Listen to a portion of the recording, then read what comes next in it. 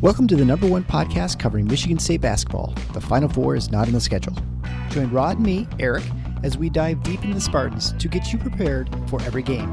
Subscribe today for in-depth recruiting updates and fantastic interviews with today's important college basketball personalities like Robbie Hummel. Thanks for having me. I have listened to your guys' podcast numerous times on drives throughout any Midwestern Big Ten city. So I am big fans of your guys' work. Jay Billis. And next time, hey, if anybody in Michigan wants a December tea time, call me. You wimps won't show up, but I'll be there. I'll be there and play in the cold. And Izzo will be in front of the fire with hot chocolate. Coaches Thomas Kelly. No problem. Glad to be back, man. Glad to be back. Mike Garland. You just can't sit there and trade twos for threes. You can't do it. You're going to lose. Coming down the stretch, you're going to lose. And more. You won't find better coverage of Spartan hoops than you will get here. For both the casual and hardcore fan, come along as we take you for a green and white ride. Hey everybody, it's Eric alongside Rod here to talk about MSU's loss to Northwestern Wildcats in Evanston, 88-74. Michigan State falls to 1-3 in the Big Ten with the trip coming up at Champaign. This makes 3 straight losses against the Wildcats for MSU, and despite playing better of late, the Spartans are at risk for being in the basement of the Big Ten, tied at 11th with Iowa, Michigan, and Minnesota. It was a game where it was hard to point out exactly where MSU lost the game, and we could point turnovers, rebounding, defense. I don't know. I just felt like the broader answer is that Northwestern just played a lot harder, and they got the loose balls, a ton of offensive rebounds, just seemed to be moving faster than the Spartans on both ends of the court. Perhaps a key stat for Northwestern is they had a 21-2 edge on points off turnovers, and I'll just let you take it away from there. Yeah, I think you're right. I think it was a variety of things. You know, my thought at halftime, the thing I was angriest about was the defensive rebounding. Yes. And just not winning any 50-50 balls, some of which were rebounds, some of which ended up as turnovers. And I said on the mag board at halftime, if you don't do those things in this league, you are going to lose games. But that wasn't all of it. There was a lot happened here to make for this outcome. I think, let me start by giving the opponent some credit. I thought Northwestern, you know, a lot of these losses to Northwestern, because this is 4 out of 5 now, have been, during this period, have been very frustrating because they were either games where Boo Buie put on a circus act or Michigan State blew some, I think about a couple of them where Michigan State just blew great opportunities to win those games. Yeah. You rarely felt, never, honestly, did I come out of those games feeling like, you know, Northwestern as a team just played really, really well. It felt like it was Michigan State kind of handing them a game. Mm-hmm. That was not entirely the case here. We'll talk about all the things Michigan State did wrong. And look, I would agree with people who would say that's really where you lost the game. But give them credit. I think their offense, the way they set screens and used screens, so it's the way the screens are being set, the way that the timing of it, the way the guards are using them, not one offensive foul called, and yet that was the most solid pick setting I've seen from an MSU opponent this year. I thought it was really impressive. And one problem for Michigan State is they could not figure out a way to adjust to that and get over the top of those screens. They never did. 40 minutes, they never did. Yeah. So, but give Northwestern credit. And then, you know, you also have to say, you know, Northwestern shot extremely well. 54% overall, 39% from 3, and almost all of that came in the last, 22, 23 minutes? I know they were 0 for their first 8, so that means they were 9 for 15 the rest of the way. So they hit shots, and their ball movement was great. I thought defensively, they did a really good job squaring Michigan State's guards up and making it very difficult to get into the paint. We'll talk about that, what impact that had on the game, but that was a big deal. And then, as I alluded to, we'll turn to that covers the Northwestern strengths. I think all of those, 15 for 18 at the line helped a bit too. Only 5 turnovers, but that's what they do. And they were really efficient, as you mentioned, in turning Michigan State's 13 mistakes into 21 points, which is really good production off turnovers. So there was a lot to like about the way Northwestern played. And unlike some of these games of recent vintage, it was not just the Boo Buie show. Now, he was outstanding, but he was outstanding in the way that point guards are typically outstanding. Yes, he scored some, but he was double digits in assists. He just controlled that game for them and ran it very efficiently. Other guys had to step up, and they did. A bunch of them did. So give them credit for I think, playing a very good game. All that said, a lot of problems for Michigan State. The first half, defensive rebounding was a disgrace. This is a bad offensive rebounding team. There is no way on God's green earth that you should be. I believe they had 8 offensive rebounds on 17 missed shots in the first half, nearly a 50% rate. That's a disgrace. Now, to Michigan State's credit, they never got an offensive rebound in the second half. So they did tighten that up. But meanwhile, Northwestern, damage was done. Yeah, they got 8, the second chance points difference. Michigan State had a 10-8 edge in offensive rebounds. MSU only got 2 offensive rebounds themselves in the second half. Both teams, it just the water shut off in that category. But MSU only had a 4-point advantage in second chance points. We talked about in the preview, this is a game where you really like to see Michigan State just come in and dominate on the glass because Northwestern's not a very good rebounding team. Well, as we've seen Michigan State suffer on several occasions this year, they did not do that.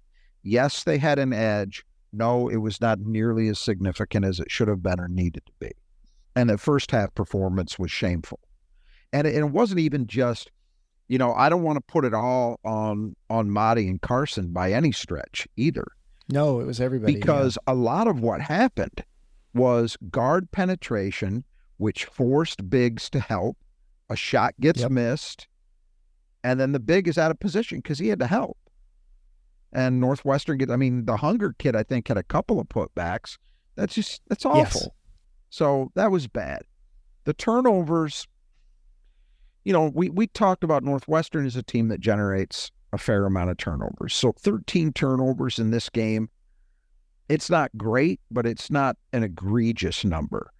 But the kinds of turnovers they had leading to 21 Northwestern points, that tells you, the coaches talk about this all the time.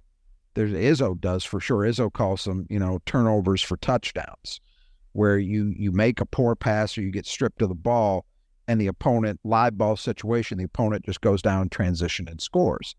Now, it wasn't necessarily a ton of that because Northwestern only had 5 fast break points. But I think that's where the fast break stat gets funky because it felt to me like Northwestern was pretty effective in turning those Michigan State mistakes into quick scores. Northwestern scored 88 points in this game. Yeah. If you told me that the final score was going to be 88-74, I would have just about bet the house it would have been a Michigan State win. Michigan State won the tempo battle, which is rare when you've got a fast team playing against a team that plays really slowly. It usually doesn't go that way. It's a lot easier to slow a game down than it is to speed it up unless you're gambling and trapping, which MSU doesn't do. But we see the result as it was.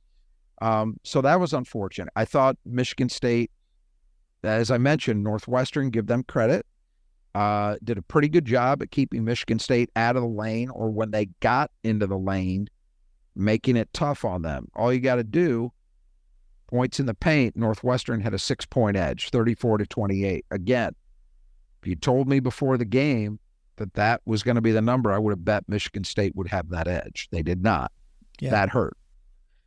And then I guess the other thing, kind of going back to Well, before I turn away from Michigan State's problems, obviously this is one that the Malik Hall doubters will seize on, and I can't put up an He was argument bad. with it. He just didn't do anything.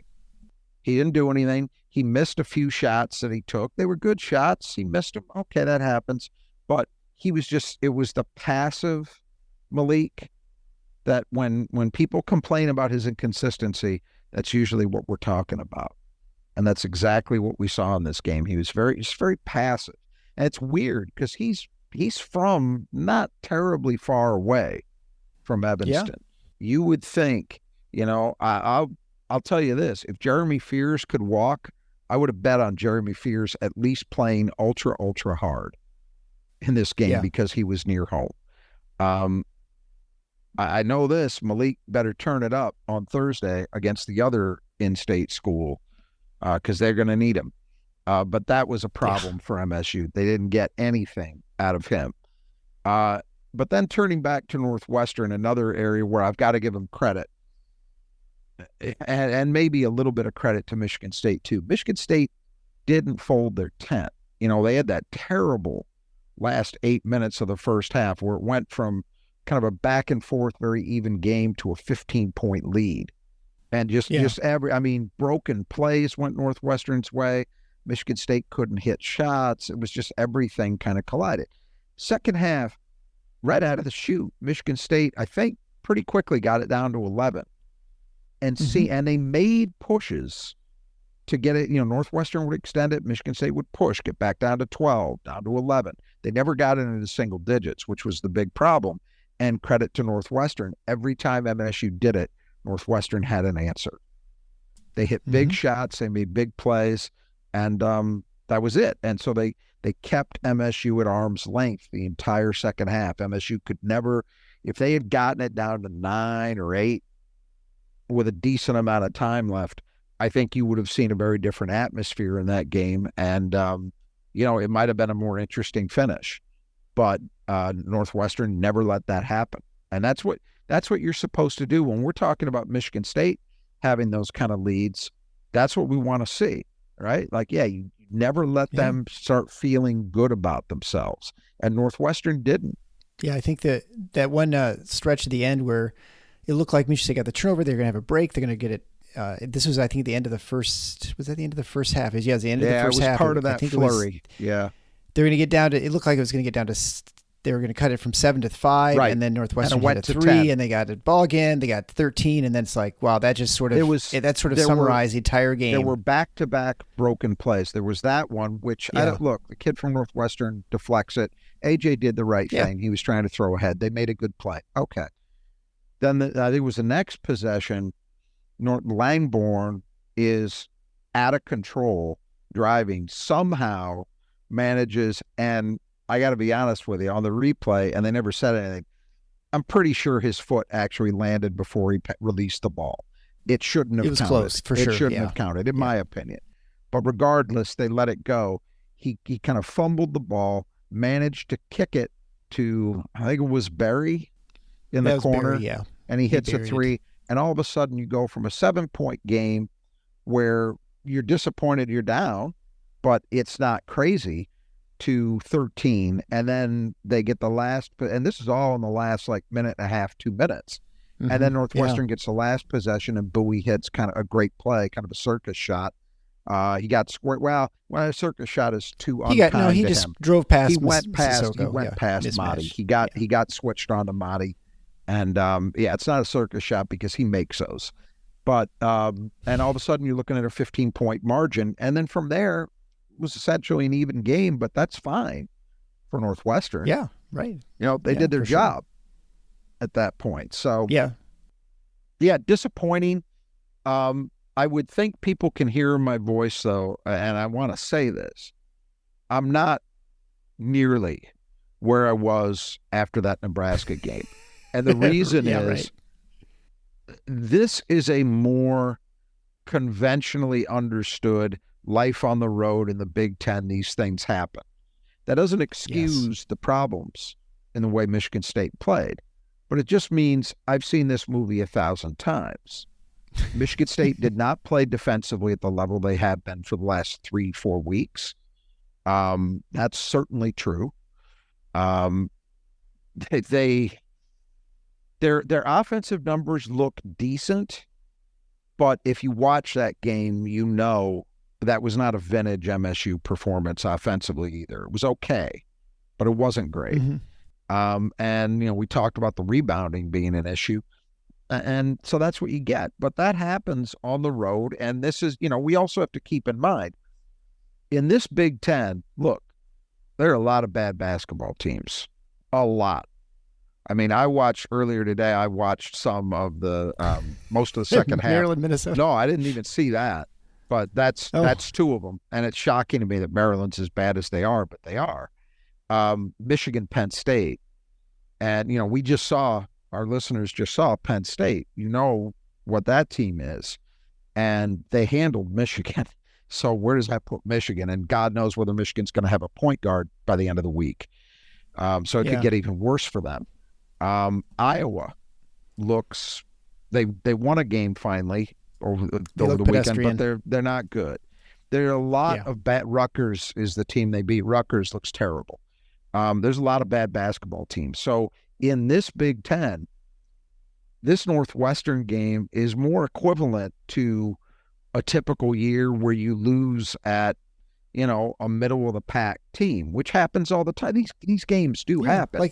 Like losing at Wisconsin or something. Or whatever that given year, whoever's, the sixth best team in the Big Ten. The Northwestern might be in the top 6.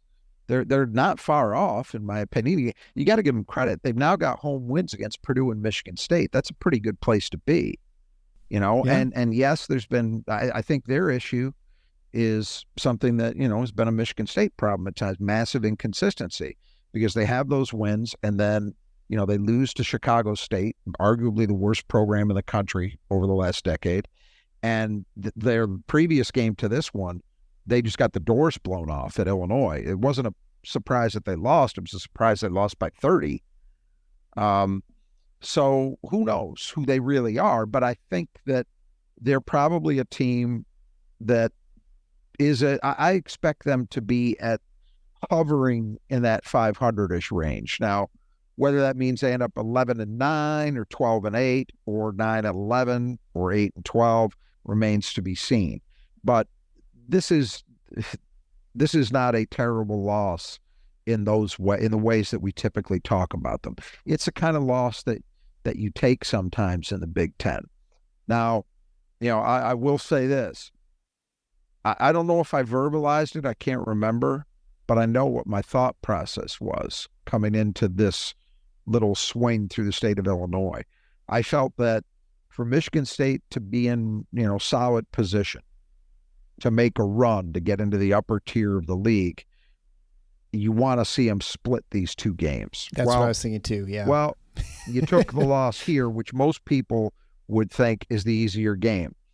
And on paper, that stands to reason. And look, Champaign-Urbana is a terrible place to try to go and win a game. But Illinois is without Terrence Shannon. They have played, I think, 3 or 4 games without him, and they've actually shown up pretty well. Their loss against Purdue is kind of misleading. That game got tight at the end because Purdue screwed around. Purdue won that pretty decisively in West Lafayette. I am not a believer in Illinois, and I'm not a believer in Illinois because I think their lack of guard play, of actual guards, period, on the roster, and now you've taken away the guy who was the fulcrum of their team and their best creator. He's out of there, and we don't know for sure, but I'm going to assume he does not play Thursday. I'm kind of suspecting that the wheels of justice typically turn slowly enough that I don't expect to see him again this year, but I guess we'll see. You never say never. But I'm expecting Illinois to start crashing to earth anytime. Not that they'll fall completely off the map, and they might even still be good enough to get a tournament bid, but this is not going to keep up what they've been doing without Shannon. I do not see it. The question is, will it crater by Thursday, and can Michigan State take advantage? Michigan State, the last time they were down there, last year, right? Was it last year or 2 years ago? No, last year. Played very well until that, because when Hall got hurt, they didn't have a physical answer for Matthew Mayer, and he took advantage. Illinois pulled away late, but Michigan State played pretty well for most of that game. So I think they're fully capable of going in there and stealing it. And if they lose it, yeah, the record's going to look terrible, 1-4. But you've got to understand there are a lot of games coming up after that look very, very winnable. I think they got 2 straight at home against Minnesota and Rutgers. You damn well better win those, because those teams are bad. And then you go from there and you see what happens. But it would be really nice to get the Illinois win. Like I said, and I think we're on the same page. A split of these 2 games would be okay. You don't go into a season figuring you're going to go 8-2 on the road. And Michigan State is not going to do that this year. But Michigan State, after the Rutgers, Minnesota, they go at Maryland. Winnable, and then definitely winnable. Yeah, at Wisconsin, that's going to be a tough game. And then they have got home. I will say winnable for this reason. It's winnable, sure. I don't think Wisconsin is as good as the record indicates, and Michigan State's actually had a great deal of success in Madison ever since Bo Ryan got his ass the hell out of there. Yeah. They've done very well in that building against Greg Gard. So, but yeah. And the next 3 games are, home against Michigan, home against Maryland, and then at Minnesota. So, I mean, they kind of jam all those games. This is my point. Like, to your point. There's an opportunity there, but boy, it would be even better if you get a road win against a team that at least currently is ranked very highly. And, that would be a big one. So I'm looking forward to that. This was unfortunate. I certainly am not happy about it, but this does not make me think that the progress of the last 3 weeks is all for naught. It makes me think that they had an off day, and they were facing an opponent who actually played very well. And to your point, Northwestern, this is not the Northwestern of 7-8 years ago. So losing at Walsh Ryan is not as disastrous as a loss as it looks like. It feels, just things have changed. Just like losing at Wisconsin doesn't seem a big deal, but 35 years ago, that was a disaster, right? But now, it took a few years to adjust to that reality. Or in recent years, Rutgers. The idea of Rutgers being a tough game was very difficult for people to get their minds wrapped around. But, the reality was Rutgers, they make the tournament 3 years in a row. So that became a difficult game. So anyway, I guess disappointed. Certainly a lot for Izzo to hammer on people about a lot, but I'm not distraught. The 23-game win streak going into the Big Ten tournament is not going to happen. Was not going to happen, correct. All right, well, let's go through some other stuff here. We'll begin with the Squeegee Squad of Grand Rapids. They sponsor the Michigan State player who cleans the glass the best. It actually was Carson Cooper. He had 6, and Marty Sissoko had 5. So guess what? I win again. So I'm 2-0 now. The Squeegee Squad of Grand Rapids, they're your go-to if you want your windows cleaned, but not just for your home. They definitely can do that, but also if you're a high-rise or you have a business, they can take care of that. Not only do they clean windows, like the inside, the outside, windowsills, all those sorts of things, and get right up next to it, so make sure it's nice, streak-free clean. But they can also power wash your house using surfactants, soaps, and stuff, so they don't have to use a big high-powered washer to peel your paint. They just do a nice, good cleaning. So you can get 15% off if you mention Rebound when you get your free estimate from them. You can find ways to do that in your podcast player below. And just check out the Squeegee Squad of Grand Rapids. So then the next thing, the player that Michigan State needed to keep in the gutter was Boo Buie. Well, I think we can safely say that it did not keep him in the gutter. He had a good game. I'll only say this, that I know everyone thinks that Boo Buie is a Spartan killer, and yes, he had a great game. 19 points, 6-15 from the field, 1 for 6 from 3, so he didn't really do much there.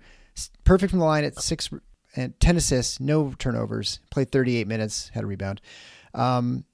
He wasn't like where he dropped 40 or something like that. A lot of his points came late too, when it didn't really matter as much. But he did a very good job on both ends of the floor. And I mean, they certainly didn't keep him in the gutter, but it wasn't like just the Boo Buie show tonight. I would say this though, and I actually don't have the Michigan State schedule in front of me to see whether MSU gets them at Breslin. I don't. They do. They do. Okay. Well, Yep. before that, it's going to be a while, several weeks. Before that game. Months, yeah. Somehow the staff has got to come up with an approach to really somehow limit his ability to dominate a game, because I actually think, I got to tell you, I'm more impressed with the game he played tonight than I have been with some of those 30-point efforts, because some of those felt fluky.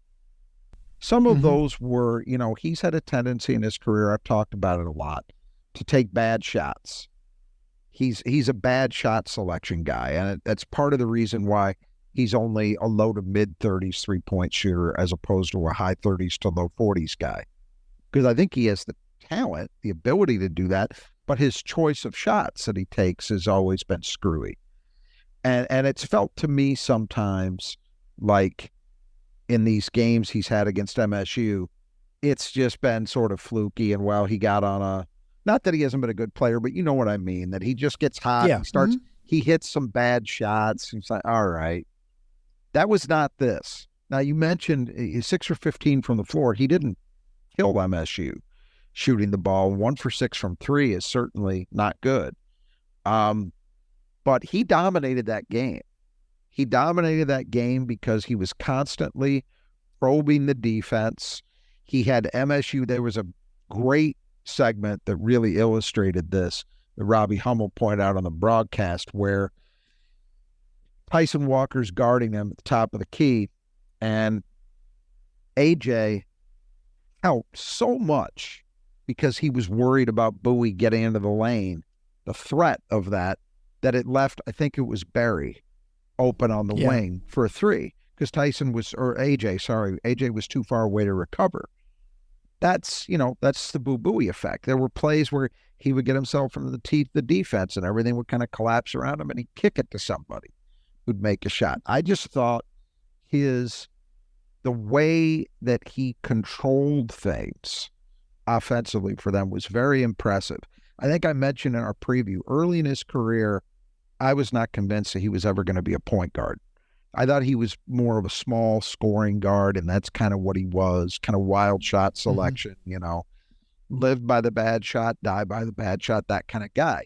But over his career, he has developed into a good point guard, and I thought tonight he was outstanding in the totality of what that means. I also thought he was really good defensively.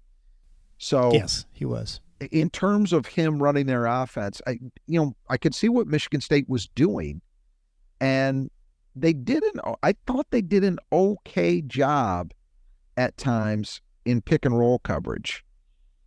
But as I mentioned, Northwestern was so good with their screen game that it really helped get guys loose. And somehow, I'm not the coach, I'm going to leave it to them, but it would be nice to see them figure out a way to, I guess this is what I mean. Yes, they had a lot of guys chipping in. A lot of guys made shots, but it was still Boo Buie's game. He still made a lot of that happen. Even if it's just the threat of him and how MSU was so concerned about that. So not even necessarily like a play where he makes a great pass. It's just MSU so overcompensating for him that somebody else gets loose. They got to figure it out for that game, because if he's allowed to, if he does control the game for them the way he did today, it's going to be tough to beat them. You might have a game where their guys just don't hit those shots. That's entirely possible, where MSU's a little better at the other end. But I don't want to take that chance. I think they got to find a way. I would actually be more comfortable if you had Boo Buie taking more shots and scoring more points, but not dictating the totality of the offense the way he did tonight. That's, I guess, where I land, if that makes sense. Yeah, it does. And I think, and just to make the point one more time, it is a road game, and road games in the Big Ten are tough, especially decent teams. And that's exactly why I say their guys made those shots tonight. In East Lansing, they may not fall. You know? Exactly. Yeah. So then moving on, just a reminder too for the Brothers Adjust Your Gutters. If you do need gutter work, and it is still, well, it's always time when there's lots of water around, whether it's snow or whether it's rain or ice buildup on your roof, you want to make sure that all that water gets siphoned away from your house or from your business. And so you can contact the Brothers Adjust Your Gutters on the west side of the state in the Grand Rapids area or the east side of the state in the Metro Detroit area. You get 10% off if you mention Final Four when you get your estimate from either Kurt in the Grand Rapids area or Greg in the Metro Detroit area. They will do fantastic work. They've worked in my wife's office and then in our house, and they did a good job real quick. And they were in the middle of bad weather, and still they got the job done in just a few days, in time when I thought actually I'd have to wait till spring. So they took care of it right away and avoided lots of those puddles forming in my yard. So I appreciate that. So again, brothersgutters.com. You can find contact information below. So finally, go to the 5 keys of the game. Brought to you by Nudge Printing. And Nudge Printing, of course, has if you've been listening to the show, they are sponsoring our new trivia question where you can go to nudgeprinting.com/TFFINOTS. There you can answer the trivia question for which Michigan State player is the last to be drafted in the top 10 of the NBA draft. If you answer that, you'll be answer correctly, I should say. You'll be entered in the drawing for an opportunity to win a free t-shirt of any type you want from Nudge Printing. If you go to Nudge Printing at nudgeprinting.com, you'll see that they have a gigantic selection of apparel. Michigan State gear, all sorts of different things, football, basketball, all kinds of vintage logos. Plus, you can get other schools too. So there are other schools in the state of Michigan and even a couple national schools as well if you want to pick up one of those. So those are all things you can do. So you can go to that page, which you can get access to our recording, and also chance to enter the contest and, go shop through the rest and browse the rest of Nudge Printing stuff. So again, go, and that will be, and the finals for that will be in Wednesday. So we'll announce the winner on Thursday of whoever wins that contest. So make sure you get your entry in today. All right. So 5 keys of the game. The first one is confidence. I don't know. What do you think? Well, I didn't seem too bad, to be honest. No, in many ways, they just didn't think, execute defensively. And look, they for the first, 12, 13 minutes of that game, I thought they were playing reasonably well. Robbie Hummel was talking a lot about the MSU getting into transition, and he was right. They were really good. That's something that's hard to do against Northwestern. They came out shooting the 3 well. They weren't taking a lot of them, but they were hitting the ones they were taking. I think they were 4 for their first 6. So all of that was there, and I didn't feel, I don't know. This certainly isn't one that you look at and say, well, it's momentum uninterrupted and we're building on it. But I got to think so you'd have to give it a negative here, but I do think coming out of this one, I'd be surprised if this is here we go again kind of thing. Yeah, it didn't strike. Didn't seem like a body language of anything. There was no part of it that you felt like they looked like they're broken. Part of the right, and part of the problem with those first 2 Big Ten games in particular, but even some of the non-conference games they lost, I didn't feel like any of those opponents really played lights out basketball. Right, exactly. That was what was disturbing about it. You couldn't say, man, we just ran to a buzzsaw. And that's not to say Northwestern tonight was a buzzsaw, but Northwestern played very well. They were good, yeah. And so it feels different, to me at least. I don't know how it feels to them. And that's really all that matters, is how it feels to them. But sure. Yeah, certainly this isn't one that you say, well, we're still on the uninterrupted upward trajectory. But, I don't think it doesn't have to be anything more than one bad night at the office. Yeah, and I think that's probably we'll see. Well, no, I guess we'll see on Thursday. That'll be a good we'll see test. On Thursday. Second key to the game, rebounding, and so Northwestern with a 30% offensive rebounding rate, Michigan State with 37%. As you mentioned, all of Northwestern's offensive rebounds came in the first half, so they were rebounding about half of them. And I think that's where the game was lost in the first half, because when Michigan State got the stops and had an opportunity, they giving up, and that was what really just killed them. And because then Yep. they got down, and then and so I felt like that was where really things turned. And then there were certainly some turnovers too, but it was the offensive rebounding that really just I think two things just crushed two them. things to me always feel in terms of momentum like absolute backbreakers. Yeah. It's second chance points and giving up opponent threes. And both of those happened repeatedly down the stretch of the first half. I mean, they did. And that was, I look, Michigan State having an 8% edge in offensive rebounding rate, that's not good enough in a game like this. 30% up, giving up 30% as a defensive rebounding team to the opponent is not statistically a horrific performance, but when you're playing a team that doesn't emphasize it, that's not particularly good at it, and that really at times, this is the part that was disturbing to me. There were times where it was, they were caused because, as I said earlier, a guard got beat off the dribble and a big had to help, and that left an open opportunity because nobody put a body on the Northwestern big. Those are problems too, but they're a different kind of problem. I did feel in this game, and I guess I haven't said this explicitly, and I should. I did feel in this game Northwestern was the tougher, more physical team. Mm-hmm. I don't think there's any question. It showed up in the screening. I think it showed up defensively, and it showed up in the first half, at least, on the offensive boards. And I agree. It was a big, big disappointment. I'm glad they straightened it out in the second, but not good enough. Yeah, and I feel like that's where you saw Michigan State respond in the second half, but already you're in a 15-point hole to come back. Right. It's too much to overcome. Third key to the game was guard play. Yeah, I think you have to weird. give the edge to Northwestern you here, do. probably. You do, but it's weird. You look Tyson Walker put on a show offensively, and a lot of it came late, but also early. I mean, he had 11 points in that game very, very quickly. He hit his first 3 threes. He ended up 10 for 18 from the floor, 4 for 7 from 3, 27 points. And Akins wasn't bad, 5 for 10 from the floor, 3 for 6 from 3. He had 13 points. Hogard, 13 points, struggled from the floor, but he was 2 for 4 from 3, 5 for 5 at the line. He also had 8 assists. So on paper, the MSU guards, they didn't get much out of Trey tonight. I think he had, 2 points, I think? 4 points. I had a garbage late at the end of the game. He didn't do much. It was the least impactful game from Trey Holloman, other than that one great recovery block he had. It was the least impactful game from him in a while.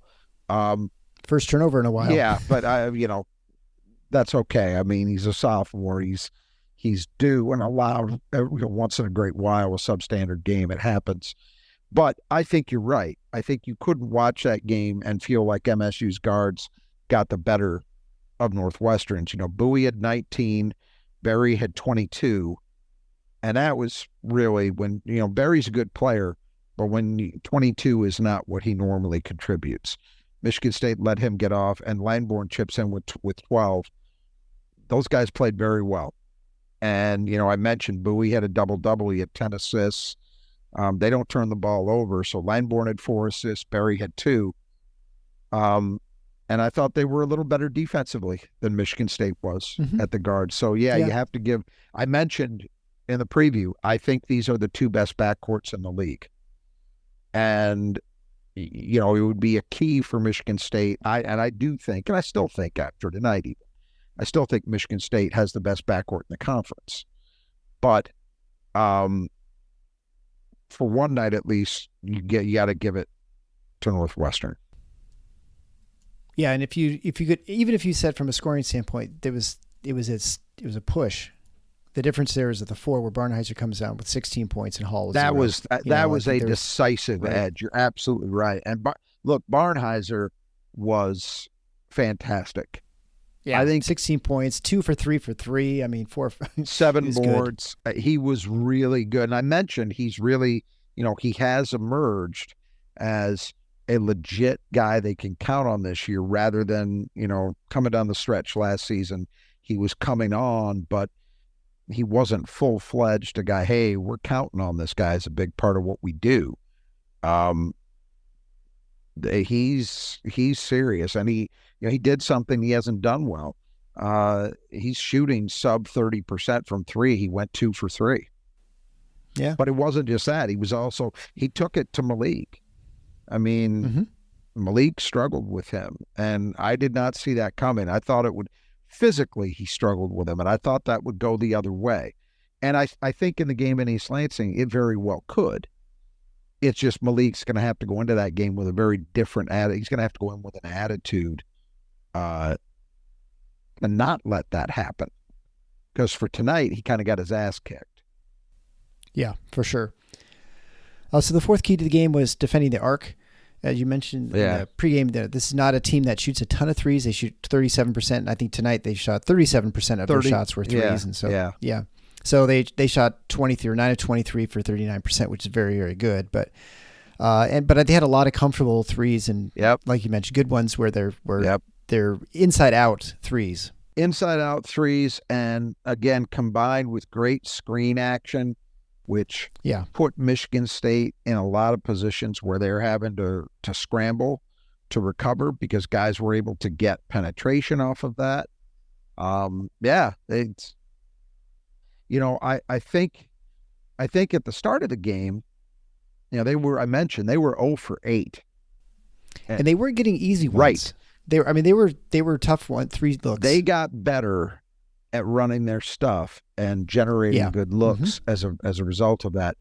And Michigan State also didn't fight hard enough to get over the top of those screens. I mentioned sometimes it was overhelping, put them out of position, so they couldn't recover well enough.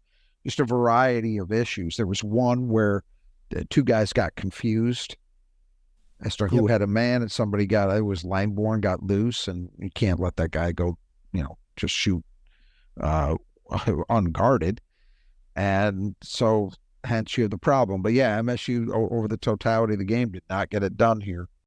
And finally the start. And so I thought this is one where I'd say Michigan State did fine with the start. I think they were playing even. They were even up at times in the start of the game. And so they did not have, that was not the problem. The problem was the finish of the first half, where it just kind of got away with them the very end. And go ahead. And it's just, I think there's, I was just going to say, I think sometimes the teams sort of feel each other out, sort of what is working, what's not working. And that's, I think Northwestern did a better job of sort of feeling, the screen reaction and how to kind of get things working offense. For sure. And that was the difference in the first half. For sure.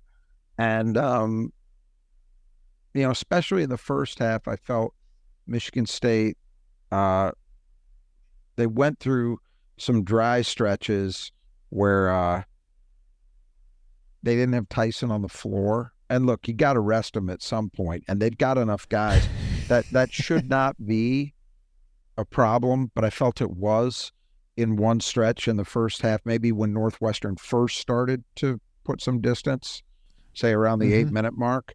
And then also MSU hurt themselves. They ended up recovering a little bit. They shot basically what they'd been on the season. They were 15 for 22 at the line for 68%.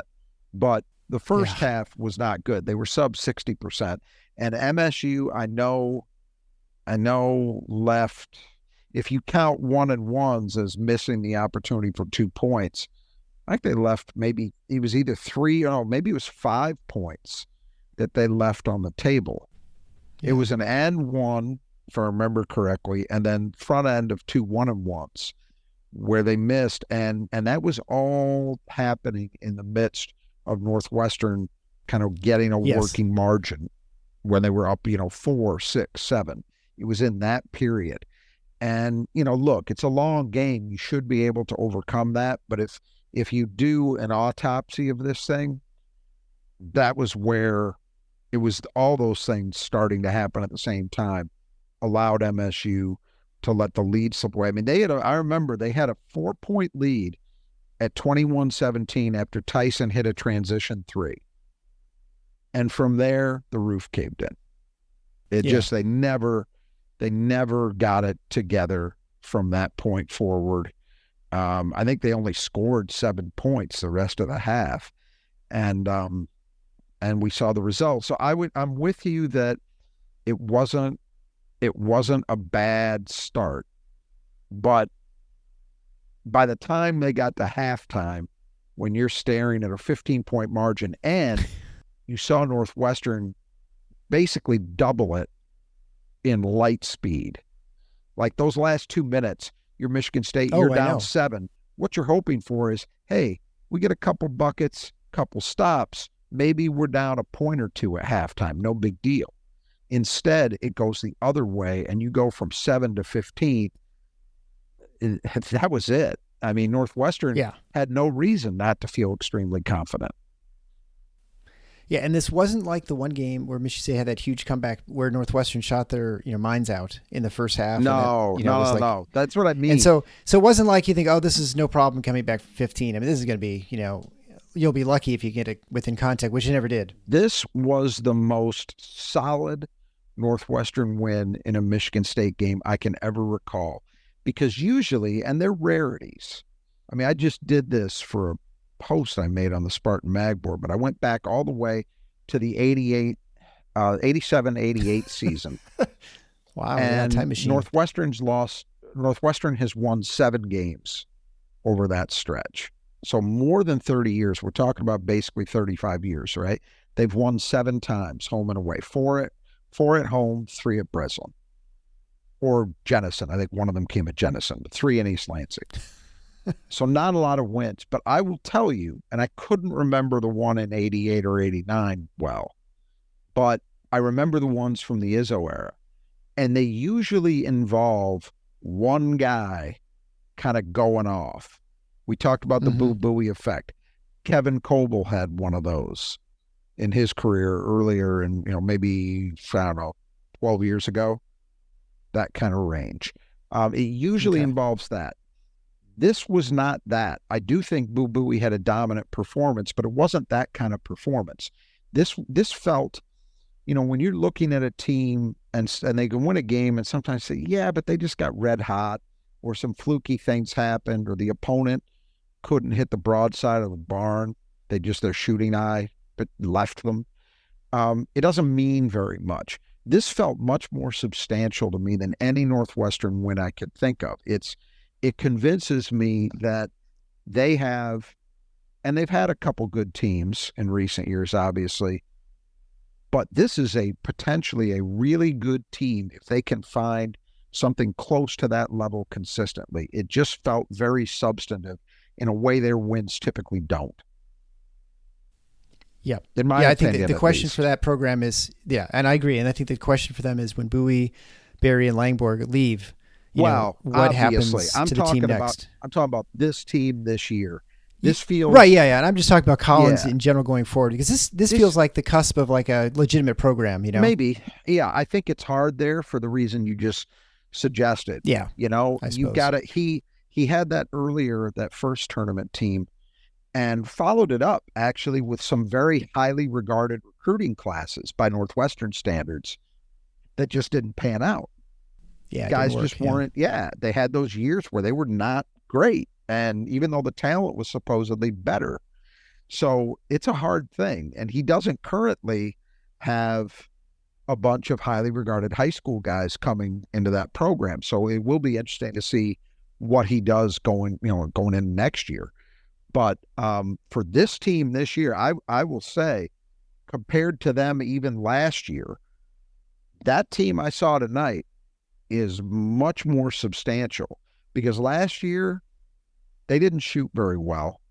They were basically a team that succeeded because they caused a lot of chaos, and they had a couple of absolute heat check guys that could shoot them in or shoot them out of any game, but they shot them into enough. They were able to win. Chase Audige was the least predictable player on the planet, and Bowie kind of followed that to some extent. But, and I mentioned it on our preview, Ty Berry did not have a good year last year shooting the ball. Well, he's having a great year shooting the ball this time around. He's plus 40%. So it just feels... And I know they had their loss to Chicago State and they got blown out at Illinois, so that's evidence that they're fully capable of going the other direction hard. But I I'm disappointed with the way Michigan State played, but I really do think that was the kind of game from Northwestern that if I was a Northwestern fan, I'd be saying, man, if we can find 80% of that all the time, we're in good shape. Yeah. It didn't feel gimmicky, No, which is, I think, not at sometimes all. like you felt like in the past. That's yeah. exactly it. Yeah. It wasn't circus shots. It wasn't, oh my God, these guys are playing out of their heads, or the other team is handing it to them on a silver platter. It was none of that.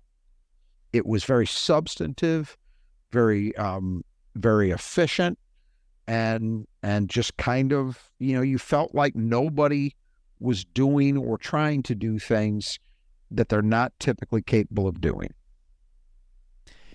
So then I guess the only other question, I think we probably should talk about Jaxson Kohler. Sure. But before we talk about him, any other players in Michigan State that are worth mentioning, or the performance today? That stood out. I mean, aside from the shooting was pretty good from three. I mean, that was encouraging that if they can carry this forward. They shot the ball well. Yeah. 48% overall, 45%. 47.4% from three. The free throws were a problem, although they got better down the stretch, kind of garbage time. They made that number look a little more respectable. This is team-wide stuff. We talked about the rebounding not being nearly what it needed to be. Turnovers were not good, but they also weren't crazy bad, except in terms of the number of points they gave up off them.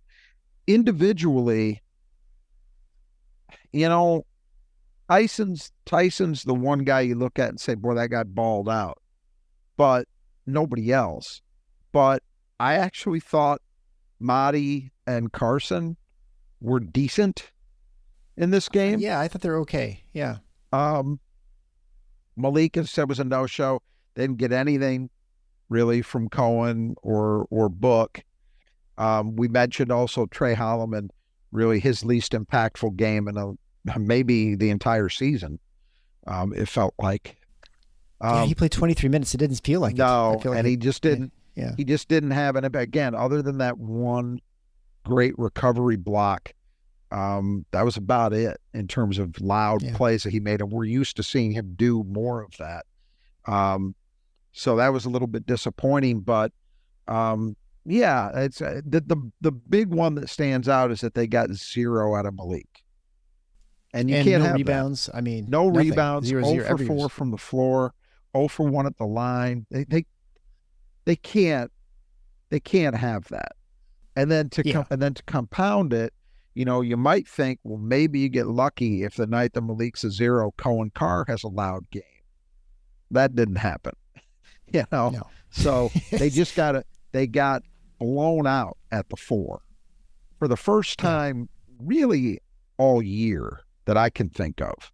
I mean, there might be one other example of it. I don't know, but they haven't been just dusted like they were tonight. Barnheiser just killing them, and no response at the other end. So, disappointing.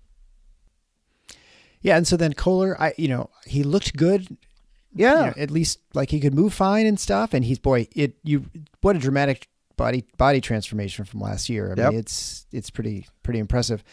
And he looked like he was in a comfortable post move. I thought it was a good move to get himself open, and it looked like a very comfortable shot. Just didn't fall, the one he took. And I thought his pass, where he took a dribble and passed out, I don't remember who's on the wing. It was a good pass. He recognized the double team coming, controlled the ball, and then got out there, let the defender get out of position. It just didn't. I think it was Jaden. It was an open shot. Yeah, I think it was.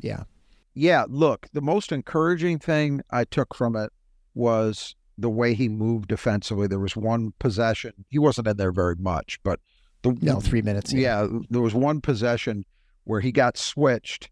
I don't know who it was. One of their guards. He got switched onto a guard, and he moved his feet well enough. The guy had to take kind of an out of rhythm contested mid-range shot that he missed.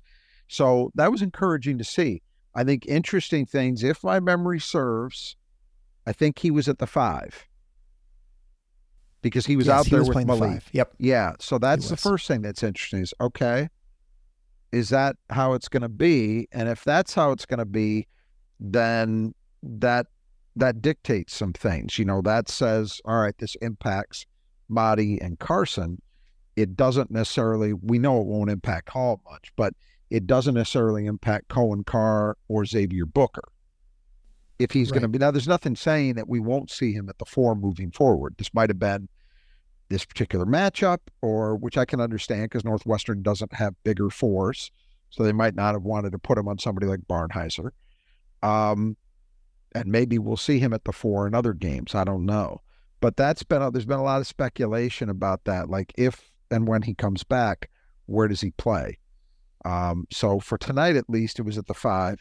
I thought he made a good move, but and again, it's 3 minutes. I'm not putting a lot of stock in it, but the one shot he took, it was reminiscent of last year. It was great footwork, got himself loose for a good look, and then just didn't hit the shot. I'm not bagging on him. It's one shot, and it's his first shot of the year. But I'm just saying that was something that looked familiar in a not so good way. His footwork, which is exceptional, and his understanding of angles and how to use his body, all that stuff is really high level. He's got to convert more. And that's where people have talked about the body reshaping, and that's great. And it should hopefully help make a difference defensively. But I do wonder, he struggled at times finishing inside.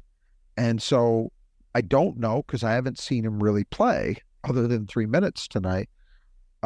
Is he going to be any better in that regard? Because usually improving there involves getting stronger. With the body reshaping, did he get leaner but stronger? If so, that's great. And that should make a difference. But we don't know yet.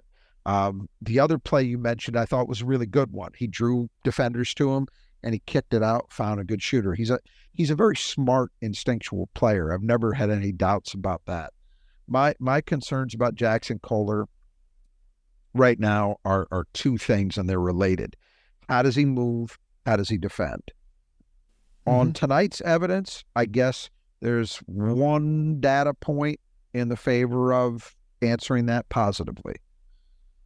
But it also might mean, the 5, it's a different challenge. I'm not going to say it's easier or tougher than the 4, but I do think the advantage is you're not typically, if you're executing properly in pick and roll defense, you're not going to be hung out to dry on guards. The idea is that you force the guard to turn back and start over, not to then switched on him and size you up and take you.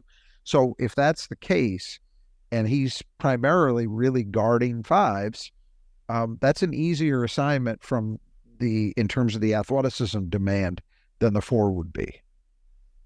But we'll see. Right. I mean, it's a lot of unanswered questions, and we got our first data point tonight. It's great that he played.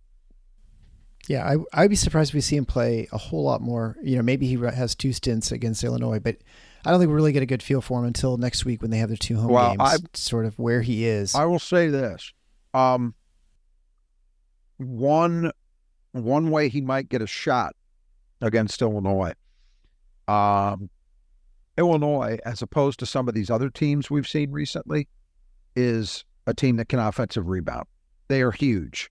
Their guards are huge. They've got Hawkins, who's 6'10". They've got Dane Danger. I mean, they've just got size. And they go at it hard. So that is going to be a huge challenge for Michigan State. And as we've seen, they're not consistently answering that call. So if that bleeds over into this game, Jaxson might get opportunities just based on the fact that nobody else is doing any better, so why not give him a shot? You know what I mean? That's one thing I could kind of see.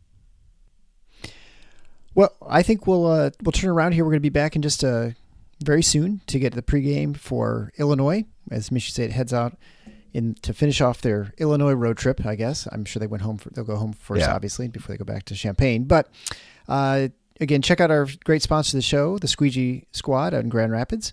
Also, check out the Brothers Who Just Do Gutters if you need any gutter work.